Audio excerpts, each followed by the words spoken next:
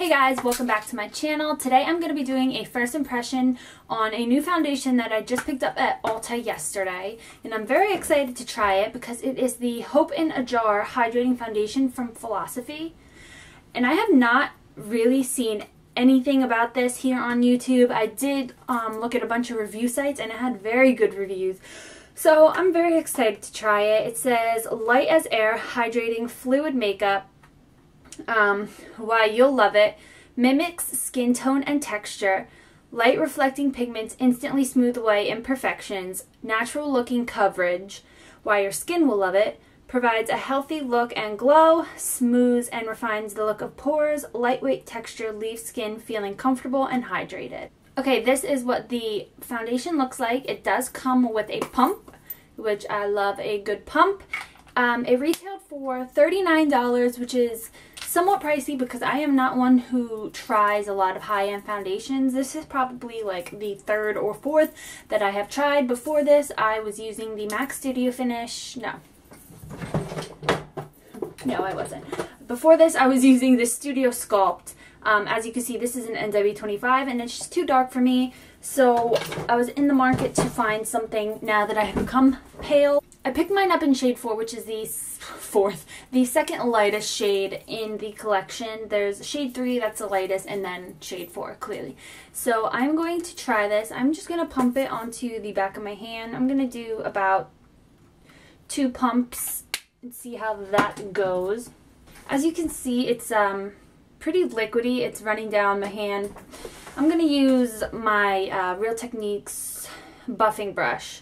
My hair is probably looking crazy. If you can tell, I have some like very dry patches on like my chin and by my nose because I just recently started a new acne routine and it's just a little harsh at first. So as far as my skin type, I am pretty combination. Especially in the wintertime, my skin tends to be pretty dry, except for on my forehead. My forehead is very oily. I did prime my skin before I put this on because, I mean, that's just what I do. I wouldn't not wear my foundation without a primer. I used the Smashbox Photo Finish in the Pore Minimizing as my primer.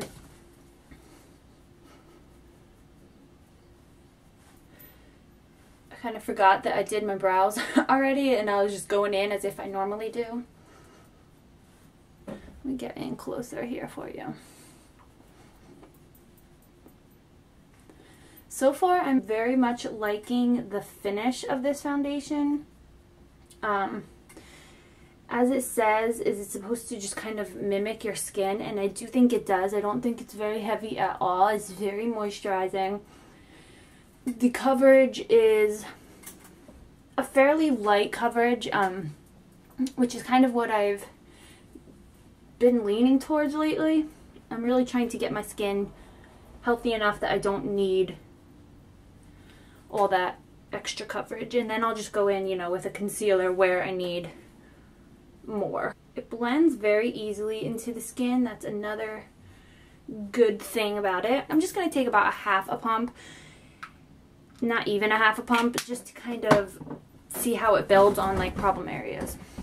I usually will tend to always come in here on like my cheeks and my forehead and just do a second layer. I'm gonna quick go and kind of do all my concealer and my under eye concealing, and I will be right back. Finish the rest of my makeup. I did set my face with the Hourglass Ambient Lighting Powder in Dim Light because I do always set my makeup, so I'm not going to just not, sorry, the sun went behind a cloud or something.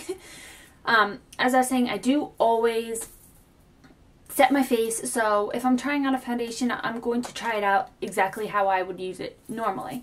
So I set it, and then I also set it with the L'Oreal Infallible Pro Spray and Set Spray, and I will check back in throughout the day. It is about 12 o'clock. Is it really 12 o'clock? No, it's not. No, it's 11 o'clock. I forgot to change my clock when, was it daylight savings or whichever day it is, it just happened. Now that I've had some time to let the foundation kind of set and really, you know, sink into the skin, I think that it's literally, like, I don't know if I've ever had a foundation that looks so much like my skin. I'm gonna like come in.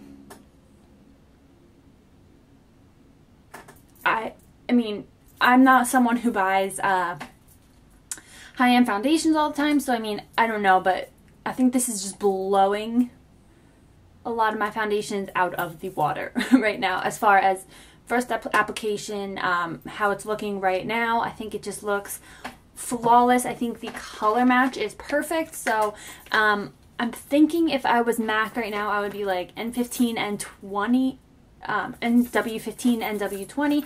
So, you know, very fair. And shade 4, like I said, fits me. I think it matches me like amazingly, and I'm really, really enjoying this. So we shall see how this performs throughout the day. Hey guys, it has been about 2.5 hours. I'm about to run out and pick my sister and my nephew up from the hospital. Yay! I thought I would quick do a checkup so you could see how the makeup is performing. Like I said, it's only been 2.5 hours, so I do think it looks pretty good. Oh, I have I was eating white popcorn rice cakes. So it still looks really good. It looks pretty flawless, I think. Dewy, but not like overly dewy. So yeah, 2.5 hours. So I will check in a little bit. Hey guys, it's the next day. I had a very busy day yesterday and I didn't have the chance to really sit down and do any more updates for you. So I thought I would just kind of stick this in here at the end. Just a quick review on how, you know, how I feel about this foundation overall. As far as the finish, I had mentioned it in when I was applying it. It's a more light finish. It's definitely a natural satiny finish. It's not too dewy and it's not too matte in my opinion. I have a combination skin right now, especially down here. I am super dry because of the acne treatment that I've been using. And I will definitely say by the end of the day, I was dry down here. I mean, I just don't think that there is anything that would help that at this point because my skin is just so dry.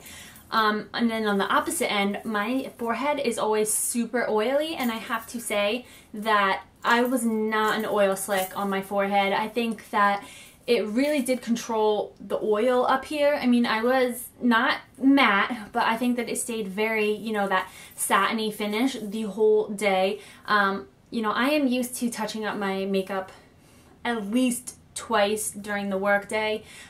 If anything, I probably would have to touch up once with this, which is a huge plus for me. I think it lasted me, you know, just as long as you need a foundation to last.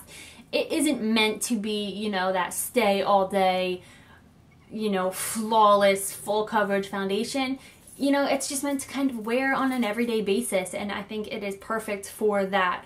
It's just there to kind of even out your skin tone. You know, another thing that I really like about it is I really do think it kind of blurs imperfections, so pores and lines and things like that. I just think it makes your skin look so flawless, and it doesn't look cakey. It doesn't look at all like you're wearing foundation, which to me is amazing. One thing I have to say is when I applied it today, I used the Beauty Blender, and I have to say I definitely think that I like the finish, and I think I get a better wear of it when I use my Expert Face Brush that I used yesterday.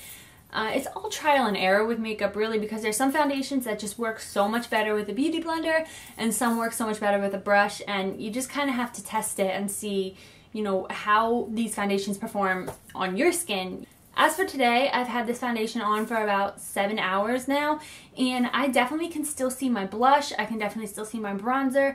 My skin is just looking luminous and natural, and you know, I'm just really enjoying this foundation overall. I hope you guys liked that review, and I hope it was helpful for you.